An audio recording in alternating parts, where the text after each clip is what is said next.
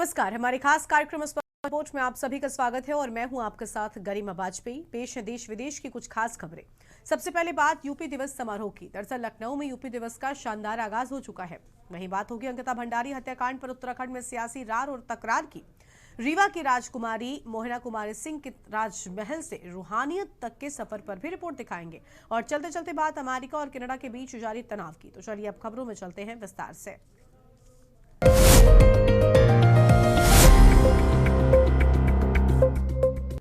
24 जनवरी यानी भारत के सबसे बड़े सूबे उत्तर प्रदेश की गौरव का दिन। इसी दिन 1950 में इस प्रदेश को अपनी पहचान और अपना नाम उत्तर प्रदेश मिला था। लेकिन क्या आप जानते हैं जिस यूपी दिवस को हम इतनी धूमधाम से मना रहे हैं उसकी शुरुआत कब और कैसे हुई और क्यों यूनाइटेड प्रोविंस को उत्तर प्रदेश बनाना पड़ा? देखिए हमारी एक खास रिपोर्ट।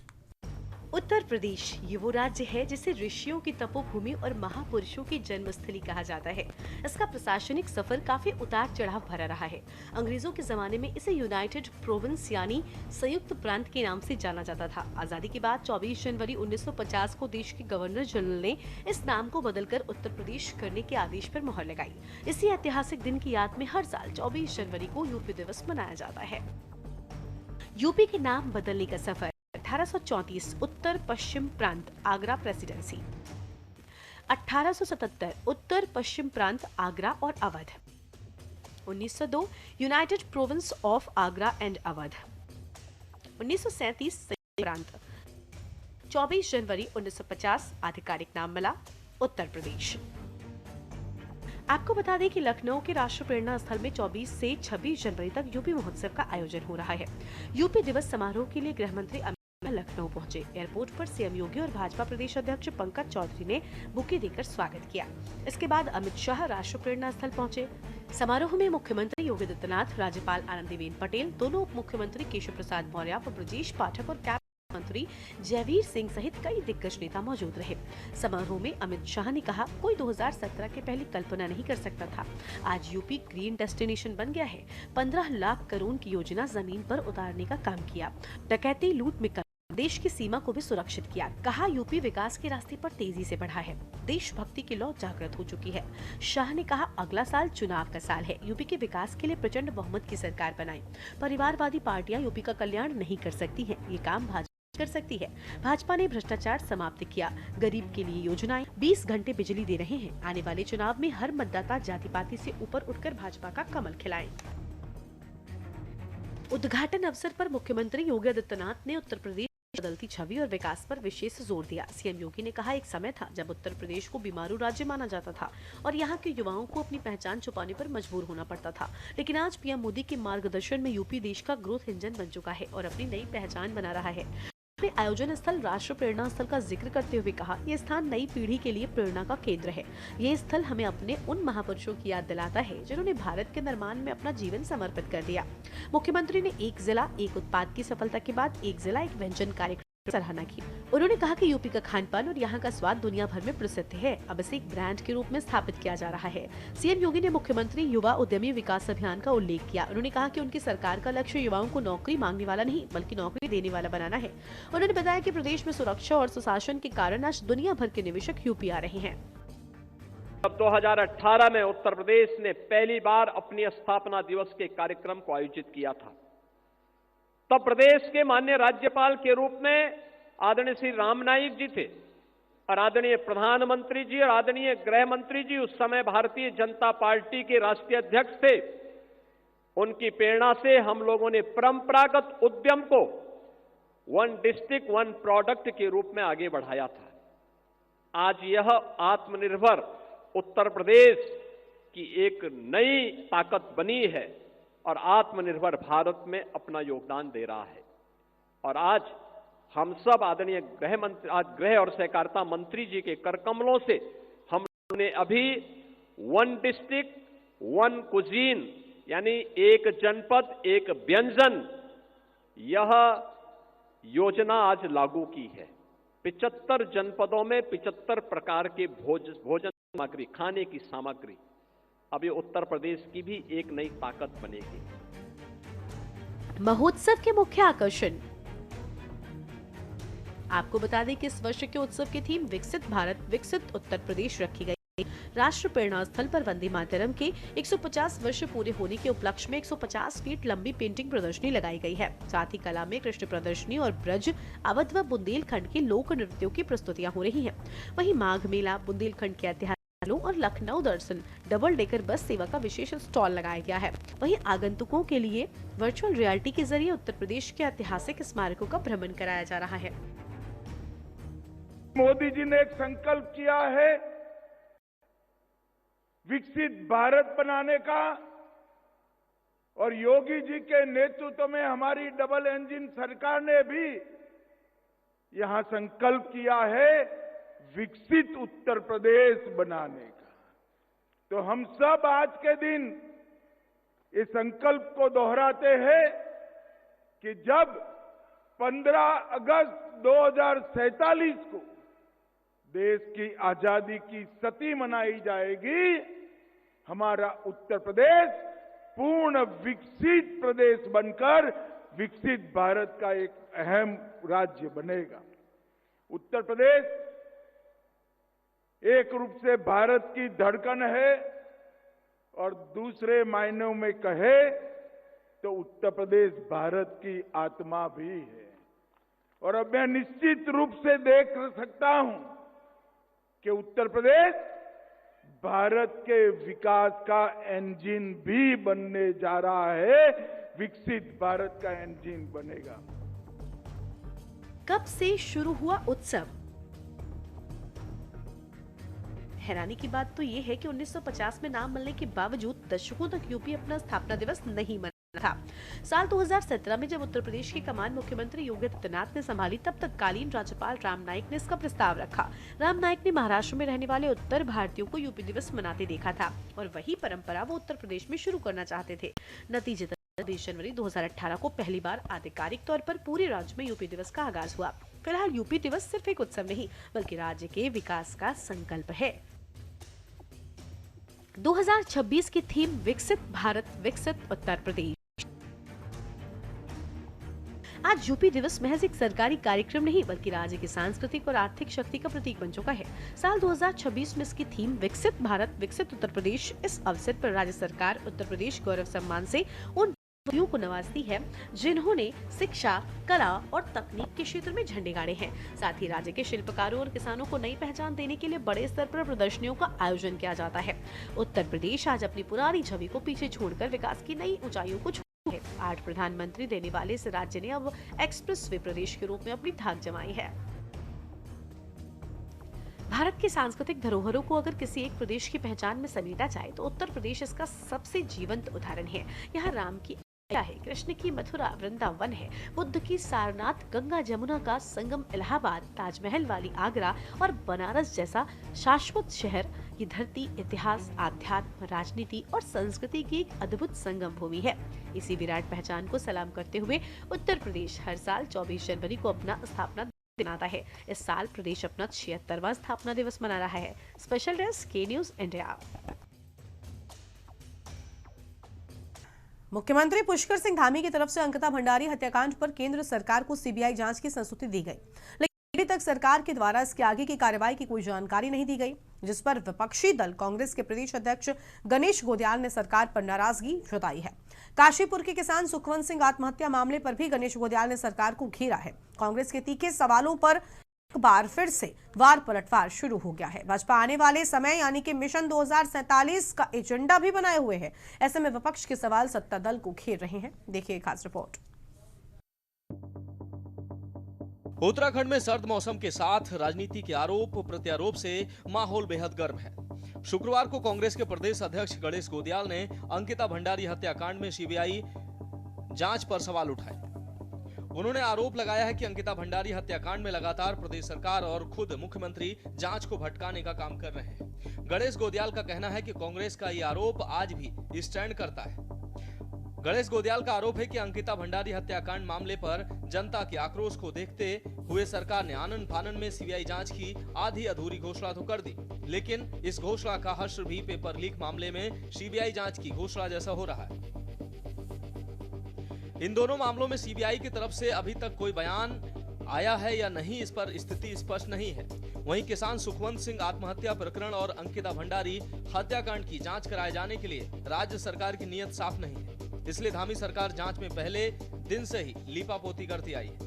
उन्होंने कहा कि यदि इस मामले में शीघ्र कार्रवाई नहीं की जाती है तो अंकिता को न्याय दिलाने के लिए फिर से आंदोलन शुरू किया जाएगा।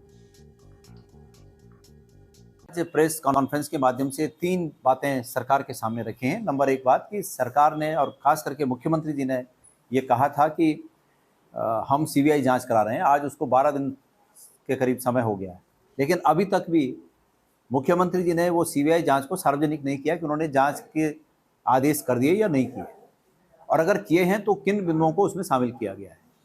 तो चूंकि असमंजस की स्थिति है, और मैं जानता हूं इस बात को कि मुख्यमंत्री जी जानबूझकर इस जांच को असमंजस में फंसाना चाह रहे हैं, क्योंकि अंततोगत्वा वो अपराधियों को बचाने की कोशिश में लगे हैं। तो इसलिए मैंने पूछा है कि सरकार इसकी प्रगति के बारे में बताए। मैंने ये भी कहा है कि पुलिस महानिदेशक, जब हम सुखवंत सिंह आत्महत्या मामले में उनसे मिले और हमने उनसे कहा था कि बड़े अधिकारियों को क्यों बख्शा जा रहा है, तो उस समय उन्होंने कहा था कि उन्होंने एक प्राइमरी जांच कमेटी बनाई है और वो 7 दिन में रिपोर्ट देगी और उसके आधार पर वो कार्रवाई करेंगे। कहने के लिए करने के लिए कुछ बचा ही नहीं है, और ऐसी भ्रमित स्थिति में कांग्रेस के नेताओं को या कांग्रेस जनों को आवाज ही नहीं होता कि वो कह क्या रहे हैं, किस मुद्दे के ऊपर बात कर रहे हैं और उनका कहने का मकसद क्या है। और वहीं दूसरी ओर भारतीय जनता पार्टी की सरकार निरंतर प्रदेश के अंदर अपने कार्यों को आगे बढ़ाती चली जा रही है। 2047 का विजन है, और अभी कल ही माननीय मुख्यमंत्री जी ने 2047 के विजन को लेकर अपना एक स्पष्ट संदेश उत्तराखंड वासियों को दिया है, और इतनी संजीदगी के साथ दिया है कि प्रत्येक उत्तराखंड वासी उस संदेश के माध्यम से उत्तराखंड के विकसित उत्तराखंड बनने की दिशा में बढ़ते कदमों के साथ चलने के लिए आज फिर एक बार तैयार खड़ा हुआ है। कांग्रेस ने सरकार पर सवाल उठाया कि क्या भाजपा के तथाकथित बड़े नेता इस तरह जमीनों को कब्जा करने में लगे हुए हैं। अगर ऐसी स्थिति है तो फिर क्या भाजपा नेता वहां ढांढस बंधाने जा रहे थे। वहीं अगर वो बाद में भाजपा के नेता अरविंद पांडे के घर नहीं गए, इसका मतलब भाजपा के भीतर क्या क्या खिचड़ियां पक रही हैं। प्रदेश की जनता ये सब जानना चाहती है। बिल्कुल पॉइंट ऑफ रेफरेंस की बात कल माननीय प्रदेश अध्यक्ष गणेश गोदियाल जी ने की थी, और ये कोई इतनी बड़ी बात नहीं है। आप सरकार इसे छुपा क्यों रही है? सरकार को जग जाहिर करना चाहिए, क्योंकि ये जो आंदोलन था अंकिता भंडारी हत्याकांड में, जब से वीआईपी के नाम का खुलासा हुआ और सीबीआई जांच की मांग हुई है, तो ये जन आंदोलन था। जनता को भी जानने अधिकार है कि जो मुख्यमंत्री ये कह रहे हैं कि सीबीआई जांच की संस्तुति दे दी है, आखिर उस पॉइंट ऑफ रेफरेंस में उन्होंने क्या क्या भेजा है, किन पॉइंट्स पे सीबीआई की जांच वो कराना चाहते हैं। तो सरकार इसको सार्वजनिक नहीं कर रही है, यही जो है संदेह घेरे में सरकार के निर्णय को लाने का कार्य कर रहा है। क्रांति दल ने पहले भी सरकार का इस प्रकार से विरोध किया था कि जो सरकार की वर्तमान नीतियां हैं उस हिसाब से प्रदेश में कानून व्यवस्था पूरी चकनाचूर हो गई है। न्याय व्यवस्था लगभग उनके हिसाब से बदली जा रही है, बदलाव किया है, जिससे पूरी जनता क्षुब्ध है। अभी देखने में आ रहा है कि जहां एक तरफ उधम सिंह नगर में किसान की हत्या के बाद जब उसने सारे आरोपियों का नाम अपने उसको बोलते हैं कि सुसाइड नोट में उसने दिया है, उस पर भी अगर एक्शन नहीं लिया गया है, बचाव किया जा रहा है, बहुत शर्मनाक है। और सरकार बचाव कर रही है, ये उससे भी और शर्मनाक बात है। एक बात तो तय हो चुकी है कि माननीय पुष्कर सिंह धामी जी ने कांग्रेस के हाथ में जो मुद्दे रहते हैं उनको कहीं ना कहीं खत्म कर दिया है, और मुद्दा विहीन कांग्रेस हो चुकी है। कोई मुद्दे कांग्रेस के पास नहीं बचे हैं।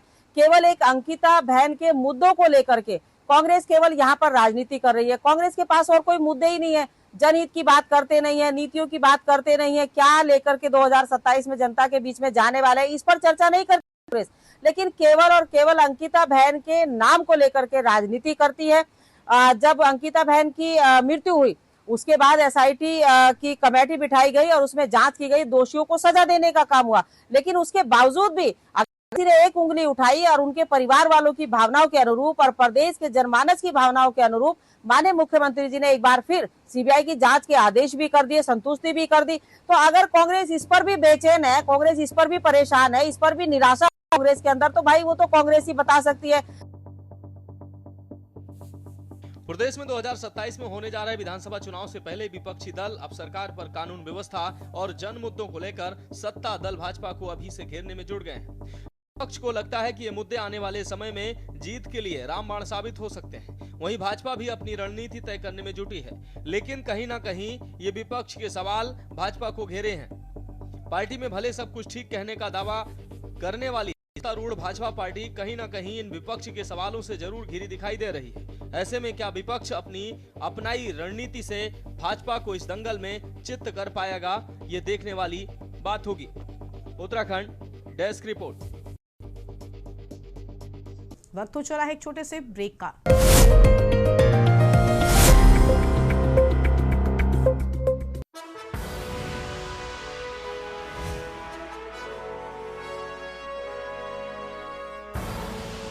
आप देख रहे हैं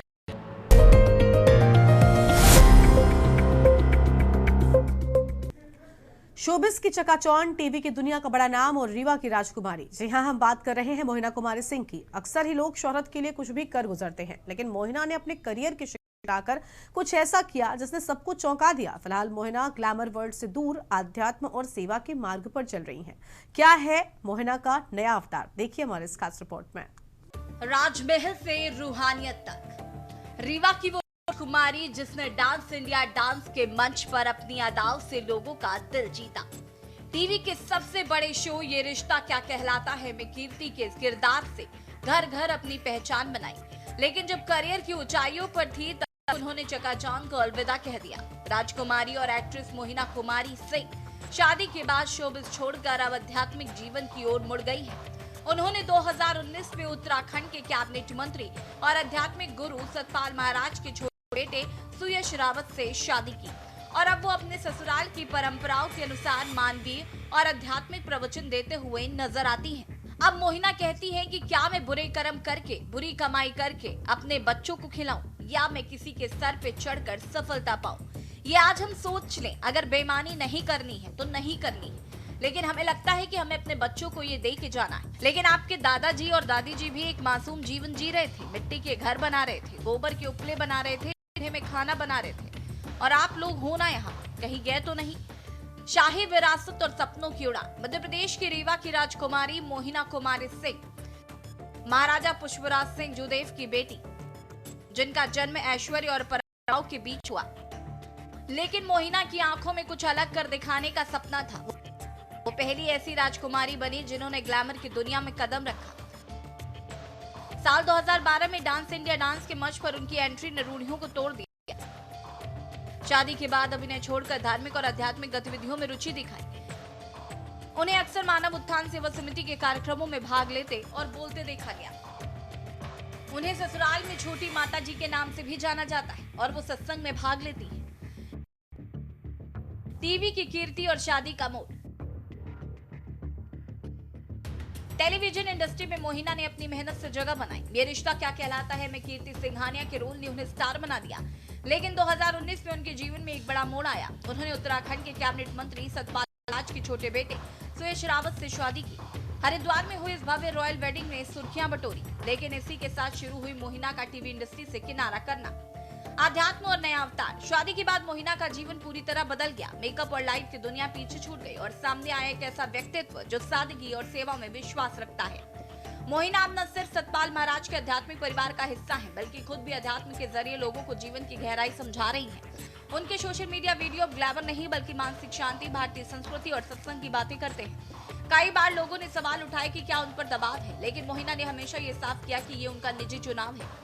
एक मां के रूप में अपने बेटे अयांश की परवरिश और परिवार की आध्यात्मिक विरासत को आगे बढ़ाना ही उनका एकमात्र लक्ष्य है। रीवा की राजकुमारी से टीवी की बहू और अब एक आध्यात्मिक मार्गदर्शक मोहिना कुमारी सिंह की ये कहानी सिखाती है कि मंजिल चाहे कितनी भी बड़ी क्यों ना हो, असली सुकून वहीं मिलता है जहां आत्मा को तृप्ति मिले। दरअसल मोहिना की ये यात्रा हमें बताती है कि बदलाव ही जीवन का नियम है। स्पेशल डेस्क की न्यूज। हम बात कर रहे हैं दुनिया के उन दो पड़ोसियों की जिनकी दोस्ती की मिसाल दी जाती थी, लेकिन आज उनके बीच तलवारें खींची हुई हैं। बात कर रहे हैं अमेरिका और कनाडा की।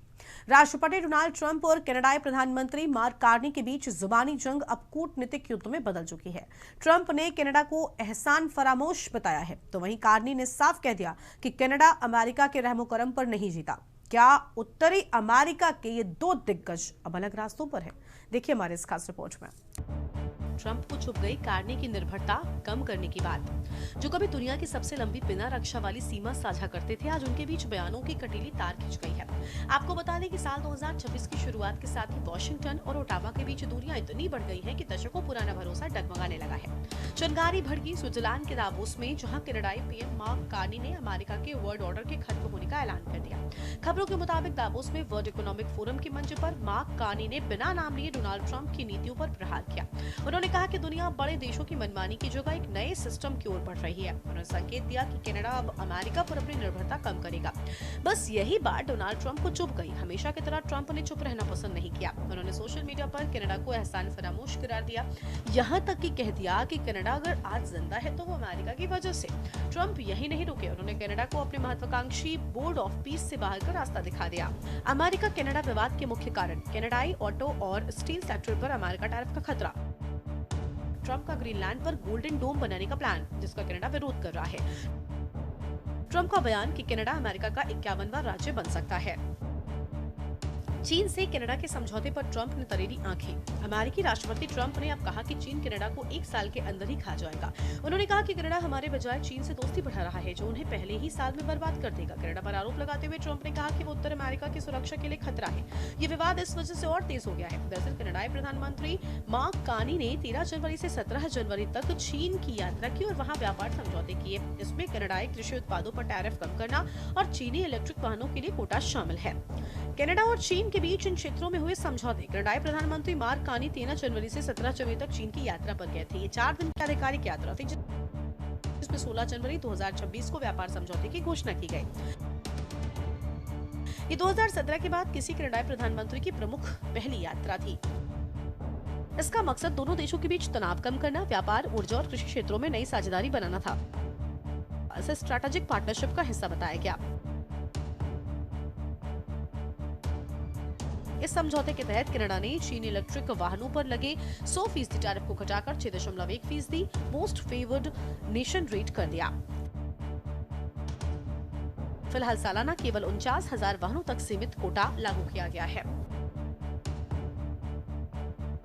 पहले भी आमने सामने आ चुके ट्रंप कार्नी। आपको बता दें कि मार्क कार्नी और डोनाल्ड ट्रंप के बीच बढ़ता तनाव नया नहीं है। इससे पहले भी दोनों नेता कई मुद्दों पर आमने सामने आ चुके हैं। पिछले हफ्ते ग्रीनलैंड को लेकर कार्नी ने ट्रंप को खुली चेतावनी दी थी। उन्होंने कहा था कि ग्रीनलैंड के भविष्य का फैसला अमेरिका नहीं कर सकता और ये अधिकार केवल ग्रीनलैंड और डेनमार्क का है। कार्नी ने उस समय अमेरिका समेत नाटो के सभी सहयोगी देशों से अपनी जिम्मेदारी का सम्मान करने की अपील की थी और साफ किया था कि कनाडा डेनमार्क की संप्रभुता के साथ खड़ा है। कनाडा को 51वां राज्य बनाना चाहते हैं अमेरिका। ट्रंप कई बार कनाडा को अमेरिका का 51वां राज्य बनाने की बात कह चुके हैं। कार्नी ने पिछले साल मई में ट्रंप से व्हाइट हाउस में मुलाकात की थी। इस दौरान कार्नी ने ट्रंप से साफ शब्दों में कहा था कि कनाडा बिकाऊ नहीं है।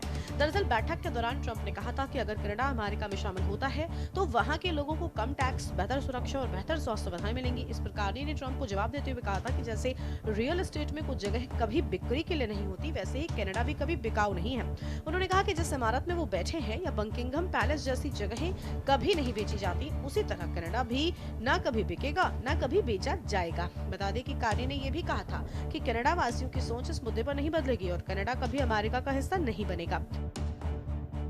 कनाडा अमेरिका पर अपनी निर्भरता कम कर रहा। बताया जा रहा है कि कनाडा ने अमेरिका पर निर्भरता कम करने की कोशिशें शुरू कर दी थी। वो अब चीन के साथ व्यापार बढ़ाने पर ज्यादा ध्यान दे रहे हैं। एक्सपर्ट्स का कहना है कि अमेरिका की तरफ से कनाडा पर सीधा सैन्य हमला होना मुश्किल है, लेकिन आर्थिक दबाव डाला जा सकता है। कहा यह भी जा रहा है कि अमेरिका पहले से ज्यादा आसानी से कनाडा की अर्थव्यवस्था को नुकसान पहुंचा सकता है। वेनेजुएला के तेल संसाधनों पर ट्रंप के दबदबे के बाद ये साफ है कि अमेरिका वेस्टर्न हेमिस्फीयर में अपना वर्चस्व बढ़ाने के लिए ज्यादा आक्रामक हो सकता है। फिलहाल कनाडा ने साफ कर दिया है कि वो दबाव में नहीं आएगा। पीएम कार्नी ने पलटवार इनकार करते हुए कहा, कनाडा अमेरिका की वजह से नहीं जीता, कनाडा अपनी मेहनत और मूल्यों की वजह से आगे बढ़ता है। कनाडा अब अपनी अर्थव्यवस्था को बचाने के लिए चीन और भारत जैसे देशों के साथ नए व्यापारिक रास्ते तलाश रहा है। बहरहाल कभी भाई की तरह रहने वाले ये दो देश आज एक दूसरे को आंखें दिखा रहे हैं। ट्रम्प की अमेरिका फर्स्ट नीति और कनाडा की आत्मनिर्भरता की जिद ने इस रिश्ते को आईसीयू में पहुंचा दिया है। आने वाले महीने तय करेंगे कि ये दरार और गहरी होगी या कोई बीच का रास्ता निकलेगा। स्पेशल डेस्क के न्यूज इंडिया। स्पेशल रिपोर्ट में आज इतना ही। तमाम बड़ी खबरों के लिए आप देखते रहिए के न्यूज इंडिया। नमस्कार।